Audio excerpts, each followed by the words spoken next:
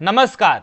क्या होगा अगर मैं आपको बताऊं कि हजारों साल पहले भारत में ऐसी बातें लिखी गईं जिनका जवाब आज भी विज्ञान पूरी तरह नहीं दे पाया है। उपनिषद केवल धार्मिक ग्रंथ नहीं हैं, इनमें छिपे हैं जीवन, मृत्यु, आत्मा, ब्रह्मांड और चेतना के ऐसे रहस्य जिन्हें जानकर बड़े बड़े विद्वान भी हैरान रह गए। क्या हम सिर्फ यह शरीर हैं? मृत्यु के बाद क्या होता है? और क्या पूरे ब्रह्मांड में कोई ऐसी शक्ति है जो सबको जोड़कर रखती है? आज के इस वीडियो में हम जानेंगे उपनिषदों के उस गुप्त ज्ञान को जिसने सदियों से सत्य की खोज करने वालों का मार्गदर्शन किया। तो सबसे पहले बात करते हैं उपनिषदों के परिचय और महत्व की। उपनिषद वेदों के अंतर्गत अंतिम और सर्वोच्च भाग है, जिन्हें वेदांत भी कहा जाता है। ये प्राचीन ग्रंथ ज्ञान और आत्मा की गहन खोज के केंद्र हैं। उपनिषदों में ऋषियों और उनके शिष्यों के बीच हुए आध्यात्मिक संवाद संकलित हैं। इनमें ब्रह्म, आत्मा, माया और मोक्ष जैसे गूढ़ विषयों पर विचार किया गया है। उपनिषद न केवल भारतीय दर्शन की आधारशिला हैं, बल्कि विश्व के महानतम आध्यात्मिक साहित्य में इसका स्थान अत्यंत महत्वपूर्ण है। अब बात करते हैं गुप्त ज्ञान क्या है जो उपनिषद चर्चा करते हैं। गुप्त ज्ञान वह गहरा आध्यात्मिक रहस्य है जो सतही ज्ञान से परे है। उपनिषदों में निहित यह ज्ञान आत्मा, ब्रह्म और माया के रहस्यों को उजागर करता है। यह ज्ञान हमें यह समझाता है कि संसार की वास्तविकता क्या है और हम वास्तव में कौन हैं। आत्मा और ब्रह्म की एकता, माया के भ्रम से मुक्ति, यही उपनिषदों का गूढ़ और गुप्त संदेश भी है जो उपनिषदों में देखने को मिलता है। यदि कुछ प्रमुख उपनिषदों की बात करें तो ईश उपनिषद, केन उपनिषद और कठ उपनिषद प्रमुख रूप से आत्मा की अमरता और ब्रह्म की सर्वव्यापकता का वर्णन करते हुए दिखाई देते हैं। इसके अतिरिक्त मुंडक उपनिषद, मांडव्य उपनिषद और छांदोग्य उपनिषद गुप्त ज्ञान, ओमकार और तत्त्वमसि का रहस्य बताते हुए दिखाई पड़ते हैं। इसके अलावा तैत्तिरीय उपनिषद, ऐतरेय उपनिषद और बृहदारण्यक उपनिषद ब्रह्म का स्वरूप, सृष्टि की उत्पत्ति और आत्म साक्षात्कार की चर्चा करते हुए दिखाई देते हैं। अब बात करते हैं कि आत्मा का रहस्य क्या था। उपनिषदों के अनुसार आत्मा अमर है, शरीर नश्वर है, परंतु आत्मा अविनाशी है। आत्मा ब्रह्म का अंश है और उसी परम ब्रह्म से उत्पन्न हुई है।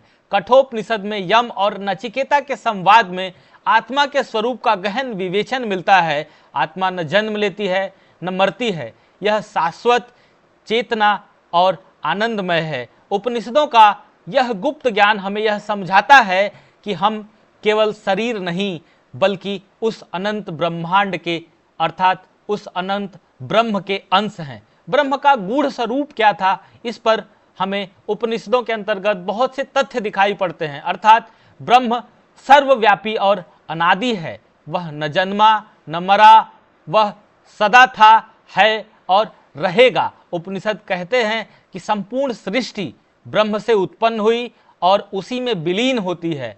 तत्त्वमसि अर्थात वह तुम ही हो। यह महावाक्य बताता है कि व्यक्तिगत आत्मा और परम ब्रह्म में कोई भेद नहीं है। आत्मा और ब्रह्म का यह एकत्व उपनिषदों का सर्वोच्च रहस्य है। जब साधक इस सत्य को जान लेता है तो वह माया के बंधन से मुक्त हो जाता है और परम आनंद को प्राप्त करता है। यह ज्ञान जो है हमें उपनिषदों में प्राप्त होता है। माया और संसार का भ्रम क्या था, इस पर उपनिषदों के अनुसार संसार माया के साये में है। यह जगत मिथ्या प्रतीत होता है, किंतु ब्रह्म ही एकमात्र सत्य है। माया वह शक्ति है जो आत्मा को भ्रमित करता है, उसे असत्य को सत्य मानने पर विवश करती है। माया से मुक्ति का मार्ग ज्ञान और आत्मचिंतन में ही निहित है। जब साधक माया के भ्रम को पहचान लेता है तो वह ब्रह्म की अनुभूति की ओर अग्रसर होता है और सच्ची मुक्ति अर्थात मोक्ष को प्राप्त करता है। ऐसा हमें उपनिषदों के अंतर्गत देखने को मिलता है। उपनिषदों में हमें बहुत से ऐसे ब्रह्म वाक्य भी देखने को मिलते हैं, जैसे अहम ब्रह्मास्मि अर्थात मैं ही ब्रह्म हूँ। यह वाक्य जो है बृहदारण्यक उपनिषद में देखने को मिलता है, जिसमें आत्मा और ब्रह्म की एकता को दर्शाया गया है। अर्थात जीव और परमात्मा में यहाँ कोई भेद नहीं बताया गया। उपनिषदों में ही सत्यम ज्ञानम अनंतम ब्रह्म जैसे उदाहरण भी देखने को मिलते हैं, अर्थात ब्रह्म सत्य, ज्ञान और अनंत है। यह तैत्तिरीय उपनिषद का मूल सूत्र है जो ब्रह्म के 3 मूल स्वरूपों को परिभाषित करता है, अर्थात ब्रह्म ही परम सत्य है, ऐसा हमें तैत्तिरीय उपनिषद बताता है। तत्त्वम असि अर्थात वह तुम ही हो। छंदों उपनिषद का यह सूत्र बताता है कि व्यक्तिगत आत्मा और सार्वभौमिक ब्रह्म एक ही है। आत्म साक्षात्कार का मार्ग यही से प्रशस्त होता है।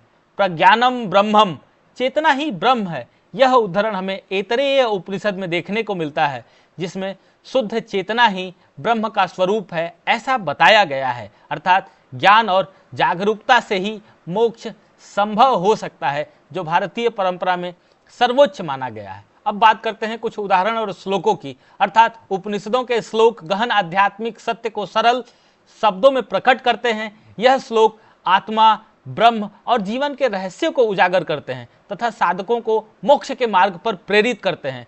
अथा तो ब्रह्म जिज्ञासा अर्थात छंदों के उपनिषद का यह उदाहरण बताता है हमें कि अब ब्रह्म को जानने की जिज्ञासा करो। अहम ब्रह्मास्मि, यह बृहदारण्यक उपनिषद का श्लोक मंत्र जो है हमें बताता है कि मैं ही ब्रह्म हूं, अर्थात आत्मा और ब्रह्म एक ही है। अभी पिछली स्लाइड में भी हम लोग इसकी चर्चा कर चुके हैं। सर्व खलविदम ब्रह्म अर्थात छंदों के उपनिषद में यह बताया गया है कि यह संपूर्ण सृष्टि ब्रह्म ही है। इस तरह के उदाहरण हमें विशेष रूप से उपनिषदों में देखने को मिलते हैं। यदि आधुनिक जीवन में उपनिषदों के महत्व की चर्चा करें तो यह हमें तनाव मुक्त जीवन के लिए ध्यान और आत्मचिंतन का अभ्यास करने के लिए प्रेरित करता है। नैतिकता और जीवन मूल्यों की शिक्षा से सद जीवन की प्राप्ति के लिए हमें प्रेरित करता है। इसके अलावा आध्यात्मिक विकास के मार्ग पर चलकर सच्ची शांति पाई जा सकती है, ऐसा बताता है उपनिषद।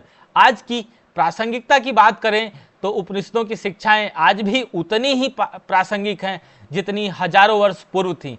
विज्ञान, दर्शन और अध्यात्म का संगम इन ग्रंथों में देखने को मिलता है। आधुनिक भौतिकी की अनेक अवधारणाएं उपनिषदों के विचारों से मेल खाती हैं। ये ग्रंथ मानव जीवन के मूलभूत प्रश्नों अर्थात मैं कौन हूँ, जीवन का उद्देश्य क्या है के उत्तर देते हैं। आध्यात्मिक और मानसिक शांति के इच्छुक आज के मनुष्य के लिए उपनिषद एक अमूल्य मार्गदर्शक हो सकते हैं। हम सभी को इसकी चर्चा और इसका अध्ययन करने की आवश्यकता है। यदि आध्यात्मिक संदेश की बात करें तो सर्वम खलविदम ब्रह्म अर्थात यह सब ब्रह्म है, अर्थात उपनिषद हमें आध्यात्मिक जागरण की ओर आमंत्रित करते हैं। जब हम माया के भ्रम से मुक्त होते हैं और आत्मा के सत्य को पहचानते हैं, तभी सच्ची स्वतंत्रता प्राप्त होती है। यही उपनिषदों का गुप्त और अमर संदेश है।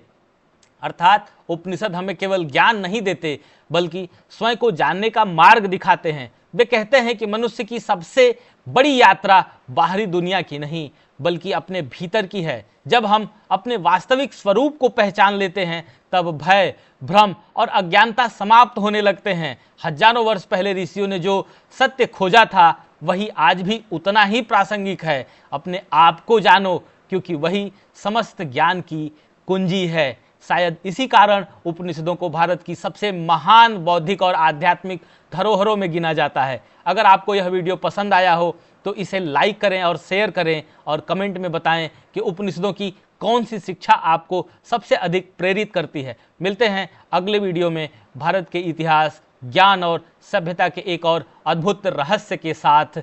जय हिंद।